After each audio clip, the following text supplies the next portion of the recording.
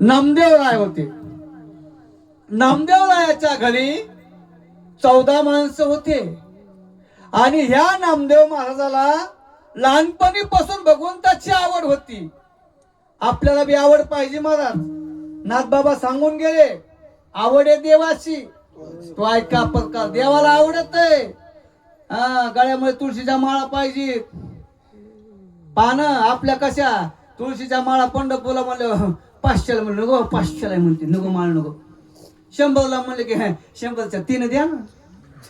ते कशाच्याच बघत नाहीत गुरुजी, द्याच म्हणते. काय टप्पूच्या टप्पू माळ होती बाबा या वारीला. ते म्हणतात माऊली महाराज काय सांगले, ह्या बघा ह्या गळ्यात आहे का लोळणं. हे कस काय, अरे हे सोनं आहे आपलं सोनं. बायाच्या कानामध्ये नाकामध्ये आपल्या गळ्यामध्ये काहीच नाही का. हे बी आपलं सोनं आहे. घालावं लागतंय तुळशी माळ गळा. आणि तुम्ही काय बोल तसाच रामकृष्ण विठ्ठला विठ्ठला. अहो महाराज हे आपलं सोनं आहे, त्या भगवंताला आवडत आहे ना. आणि मग नामदेव महाराजांना, नामदेव महाराज 5 वर्षाचे होते.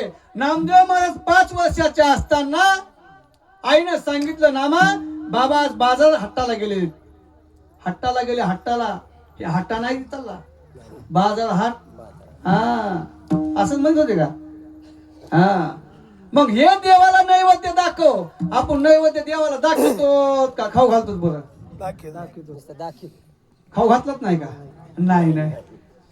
मग नामदेव महाराजांनी सांगितलं, बाबा आईनं काम सांगितलं, बाबा बाजाराला गेले आणि व्यवसाय होता, कपड्याचा व्यवसाय होता. कुंची टोपडे बाळाला यांचा व्यवसाय होत्या. पहिल्या टोपडे होते. आता काळ बदलला ना, सगळं बदललं. माय गेलं, आजी गेलं, बाई आलं, बाई येऊ द्या. आई तर राहिलीच नाही महाराज. मम्मीच आली. मम्मीन मम्मीन काय मम्मीन काय पप्पा. अरे मम्मी म्हणलं ना, मेलेलं माणूस आहे, मड्याला मम्मी म्हणते. तुम्ही काय म्हणतात, आई का मम्मीच? आईच म्हणा महाराज. लहानपणी बालक बोलतय, आजी म्हणते बाळू ए बाब्या. आई म्हण आणि आता काय आलं कुठं बी मम्मी ए मम्मी काय तुझी मम्मी बाप्पा चुवाली मम्मीला त्या. नामदेव महाराजांनी सांगितलं, नामदेव बाबाला, नामदेवा जा देवाला नैवेद्य दाखव. आई म्हणली दाखवून. याच्या लक्षात आलं देवाला खाऊ घालायचा. देवाला म्हणले देवा नैवेद्य खा, देवा नैवेद्य खा. बाल हट्ट, स्त्री हट्ट, राज हट्ट पुरवावं लागतंय. महादेव बाबा आज होता बघा हट्ट एक जणाचा. एक जणीन म्हणली मला माहेराला जायचंच जायचंच. नावदा म्हणला अगं नको ग येड्यासारखं करतो, तुला बोललेलं नाही काय नाही. नाही माय बापाची तुला मोठा कार्यक्रम, नको जाऊ तू नको जाऊ. सगळ्याला आमंत्रण. बांदरवाडा पाथरी आता जवळजवळचे खेडे आपले सगळे समजा. माळीवाडा आला, नामदेव नगर सगळ्याला आमंत्रण आहे.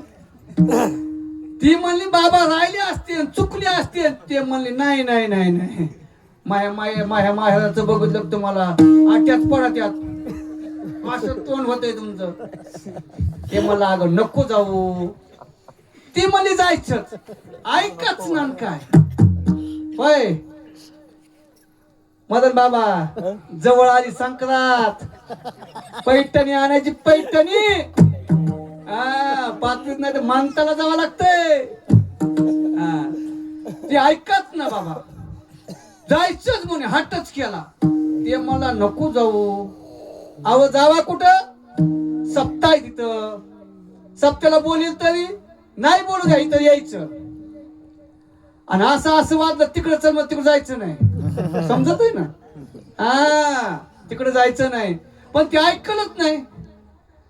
आणि त्या तिच्या बापानं सांगितलं ती जर आली आपल्या इकडं, माझ्या विरुद्ध लग्न केलं होतं. बाप म्हणला अगं त्याच्या संग लग्न करू नको. त्याने बळच केलं होतं. किती 13 बहिणी होत्या, 15 ही 16वी होती.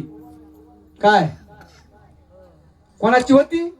दक्षाची मुलगी सती. ऐकलंच नाही. पण तिथं गेल्यावर काय घडलं? अनर्थ घडला ना. कोणीच बोला ना. भाड भाड भाड भाड बोलू लागले. आपल्या शरीराचा त्याग केला.